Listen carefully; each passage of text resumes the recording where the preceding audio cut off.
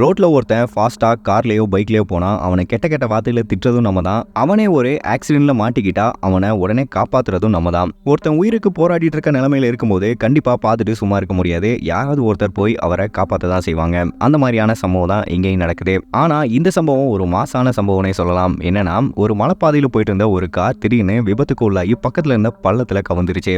ஆனா முழுமையா பள்ளத்துல ஒழுகாம ஒரு விளிம்புல தொங்கிட்டு இருக்கு அந்த கார். அந்த காருக்குள்ள ஒரு நபரும் இருக்காரு.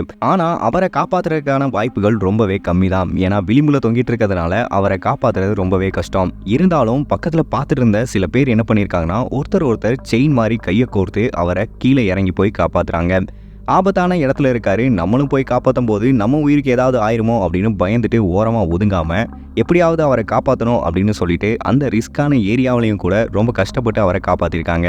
இந்த வீடியோ பாருங்க எந்த அளவுக்கு அவங்க டைமிங்ல செயல்பட்டிருக்காங்கன்னு. ஒரு நொடி லேட் ஆயிருந்தாலும் கூட அந்த கார்ல இருக்க நபர் காரோட உருண்டு பள்ளத்துக்குள்ள போயிருப்பாரு. கண்டிப்பா இந்த நபர்களை பாராட்டியே ஆகணும். ஆபத்துல இருக்கவரை காப்பாத்த ரெஸ்கியூ போர்ஸுக்கு கால் பண்ணிட்டு ஓரமா வேடிக்கை பார்த்துட்டு நிக்காம அவங்களே இறங்கி அந்த நபரையும் காப்பாத்திருக்காங்க. உண்மையிலேயே இவங்களை பாராட்ட வார்த்தையே இல்லை.